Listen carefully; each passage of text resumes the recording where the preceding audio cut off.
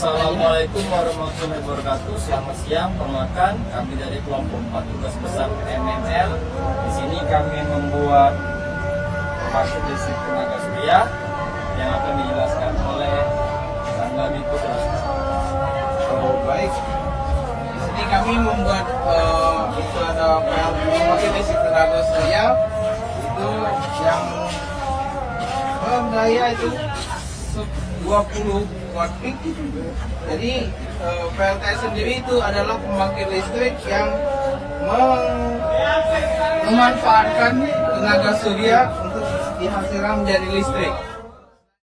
Pembangkit listrik tenaga surya, PLTS, merupakan sistem yang mengubah energi matahari menjadi listrik.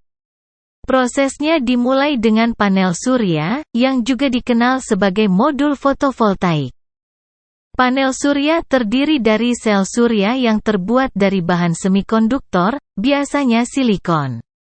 Ketika cahaya matahari jatuh pada sel surya, elektron dalam bahan semikonduktor mendapatkan energi, menciptakan arus listrik searah, DC. Arus listrik DC yang dihasilkan oleh panel surya kemudian mengalir ke inverter. Inverter adalah komponen kunci yang mengubah arus searah menjadi arus bolak-balik AC. Sebagian besar peralatan rumah tangga dan jaringan listrik umum menggunakan arus bolak-balik.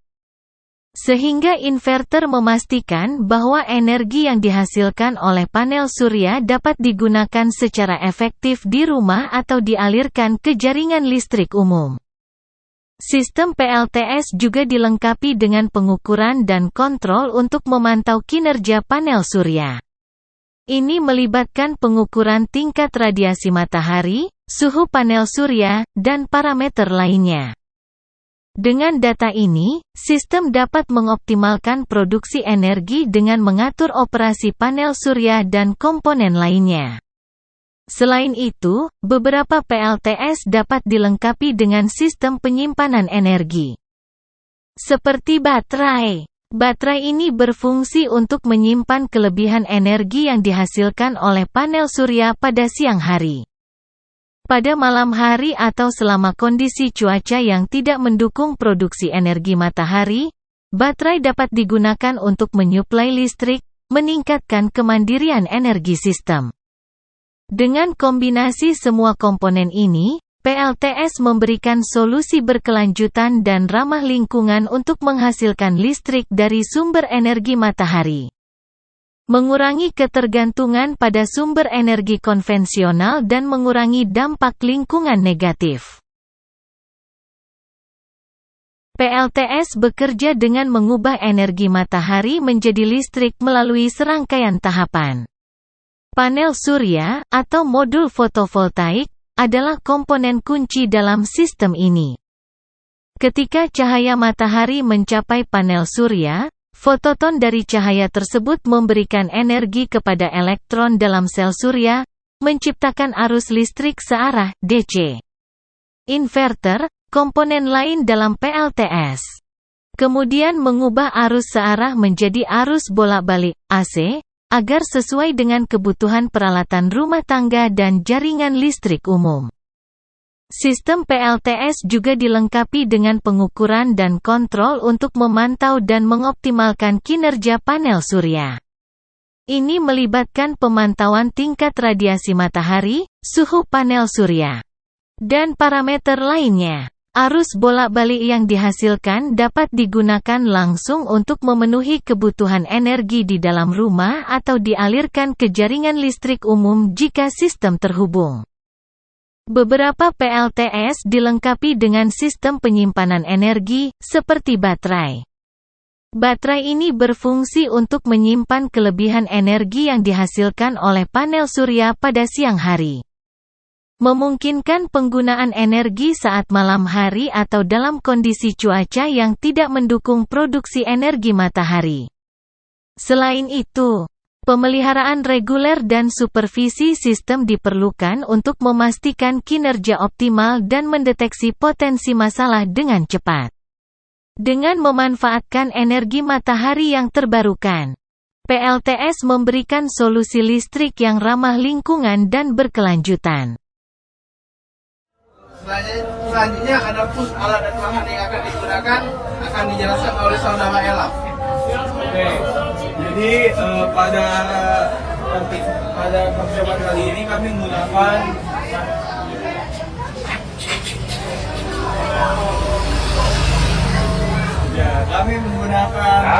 panel surya dengan kuat 20 peak. Panel surya, alat yang digunakan untuk mengkonversi energi dari matahari menjadi energi listrik. Dan juga di sini kami menggunakan besi sebagai tempat untuk panel suryanya. Wadah panel, sebagai tempat panel menerima cahaya matahari. Wadah panel dibuat sedemikian rupa dan sesuai dengan sudut dan kemiringan yang sesuai agar panel secara langsung menghadap matahari. Lalu di belakang sini kami menggunakan lampu 10 volt DC untuk outputnya. Lampu sebagai indikator bahwa panel surya sudah berfungsi sebagai penghasil energi listrik. Dan juga di sini ada solar charge controller untuk mengatur outputnya. SCC Solar Charge Controller adalah sebuah alat yang berfungsi untuk mengatur listrik agar tidak terjadi kelebihan arus dan kelebihan tegangan, serta menghindari terjadinya kelebihan beban yang dapat merusak peralatan. Lalu di sini ada voltmeter dan juga ampermeter untuk mengecek arus yang dihasilkan dan juga tegangan yang dihasilkan. Voltmeter dan ampermeter digunakan untuk mengukur tegangan dan arus yang dihasilkan oleh panel surya. Berikutnya akan dijelaskan lagi oleh Jamil. Baiklah, saat ini di lokasi di luar sinar matahari, untuk tegangannya itu mencapai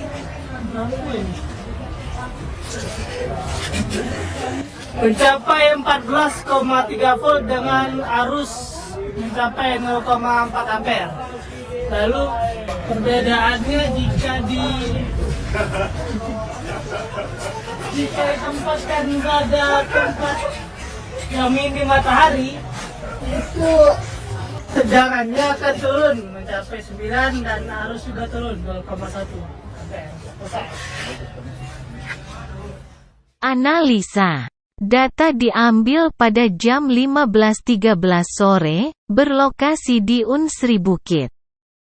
Pada pengambilan data pertama yaitu di bawah sinar matahari langsung, nilai tegangan yang dihasilkan ialah sebesar 14,6 volt dengan nilai arus sebesar 0,4 ampere. Pada pengambilan data kedua ialah diambil di bawah pohon.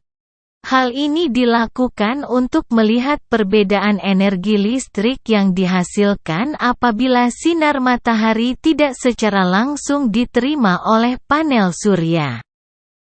Nilai tegangan yang dihasilkan ialah 9,28 volt dengan nilai arus sebesar 0,04 ampere. Dari dua perbedaan tersebut terlihat bahwa semakin baik dan optimal panel surya menerima energi matahari secara langsung, maka energi matahari yang didapatkan akan semakin besar hasilnya. Hal ini telah dibuktikan pada rekaman tersebut. Kesimpulan, setelah dilakukan percobaan, terdapat beberapa kesimpulan, yaitu panel surya akan menghasilkan energi listrik yang lebih besar apabila mendapatkan sinar matahari yang optimal. Maka dari itu pemilihan lokasi, serta meminimalisir gangguan yang dapat menghalangi panel menerima energi matahari, seperti bayangan pohon dan lainnya harus dihindari, agar energi yang dihasilkan lebih optimal. dan juga pemilihan lokasi yang cocok di mana sinar matahari secara terus-menerus didapatkan sepanjang hari. Sudah cukup dari kami. Wassalamualaikum warahmatullahi wabarakatuh. Mantap. Jelas.